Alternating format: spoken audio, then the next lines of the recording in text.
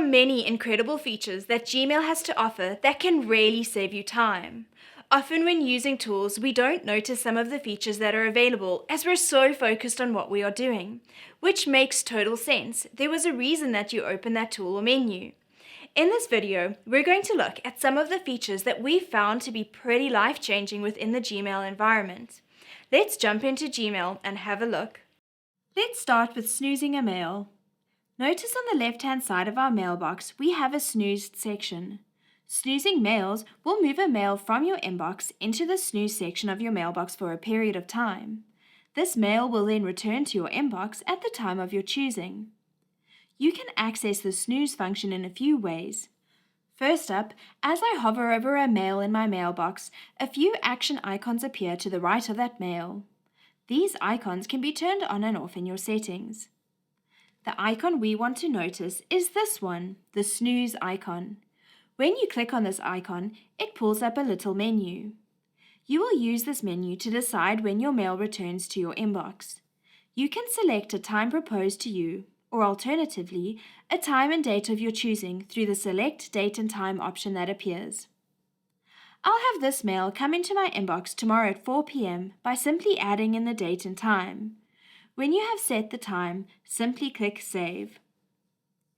If I open the Snooze section now, the snooze mail will appear. If I click on it, it will open. Here, you can choose to unsnooze a mail should you wish to do so. There are a few other places that you can access the snooze feature as well. Let's go back to our inbox. If you right-click on a mail, a menu will appear. On this menu, you will find the option to snooze a mail. When you click on the little checkbox of a mail, it selects that specific mail and opens a toolbar above your mailbox. Here you have a number of features, including the snooze button. Let's move on to adding an email to a task. With the mail still selected, the icon we are going to focus on is this one over here. This is our Add to Google Tasks icon. As I select this icon, Google Tasks will open on the right-hand side of my mailbox. The mail that I had selected has now been added to tasks. See it attached here. Google Tasks will help you to keep track of any tasks you may be working on. If you click on the email from this task panel, it will open a preview of that mail so that you can remind yourself what it is that you need to do. You can even give your task a bit more information by editing the details of this task. Simply click on the pencil icon. Here, you can change the title.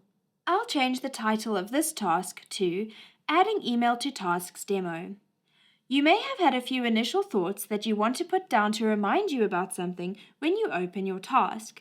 You can add those details into this Add Detail section. If you need a deadline for this task, you can add that in here as well. Simply select Add Date and Time and choose when you want the task to be completed. This deadline will automatically be added to your calendar as well.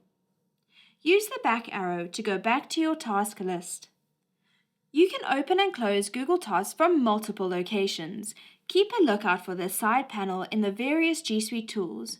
Once you've completed this task, open up Google Tasks and simply tick it off. Closing off this video, we're going to learn how to use and create email templates. Email templates are going to help you send quick and speedy responses using pre-typed messages.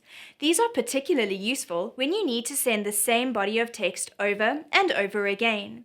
Instead of retyping the email each time, you can use your templates function to simply add in the body of text that you need and to hit send. Let's have a look. The first step to getting started with templates is to ensure that you have turned this feature on in your settings. Using the settings gear in the top right-hand corner of your mailbox, navigate to See All Settings. Once your setting page opens, you will need to navigate to the Advanced page. You are going to find the setting that you need here. As you scroll on this page, see the option for templates. Choose to enable this feature. Scroll down to the bottom of the page and select Save Changes. You are now ready to get started with templates. Start by composing a mail. As we are setting up a template, we don't need to worry about who this mail is going to be sent to. Give your mail a subject line. This subject line will be the name of the template once we are done. Notice that my signature is automatically added when I choose to compose. If I leave the signature here, my template will be saved with my signature attached, which means you run the risk of sending your signature twice. I'm going to select all and choose to remove it. I know it will be added later. All you need to do now is type in the email template you would like to create. It can be as short or long as you need it to be. Once you're happy with your mail and you're ready to save it as a template, head to the 3 dots in the bottom right-hand corner of your Compose screen. Here at Open Networks, we like to call these 3 dots the ice cream.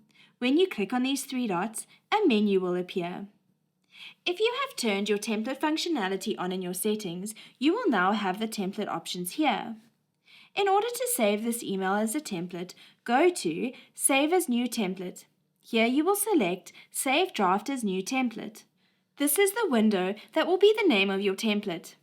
Notice how this template name is the same as the subject line we added earlier. Click Save. This template is now ready to be used. I'm going to trash this draft to show you how to insert a template when you need it.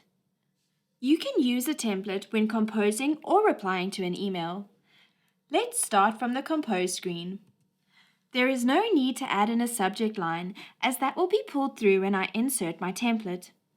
Head to your ice cream and up to your templates option. Choose the template that you would like to insert. Notice how it pulls straight through into your email body. Can you see why I removed the signature earlier? If I had left it there, it would now appear twice.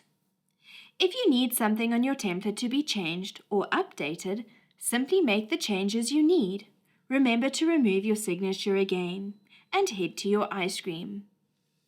When you go to your Save Draft as Template options, you will see that here you can overwrite a template. You could also delete it from here too. If you choose to overwrite it, it will replace the existing template with the new, updated one. If you take control of your mailbox and make it work for your rhythm and workflow, you're going to find that you will have a much better experience when managing your emails. There are some general settings that can really help you to go one step further by organizing the way your inbox is structured and how it behaves to some extent. Be sure to look into these settings and what they can do for you.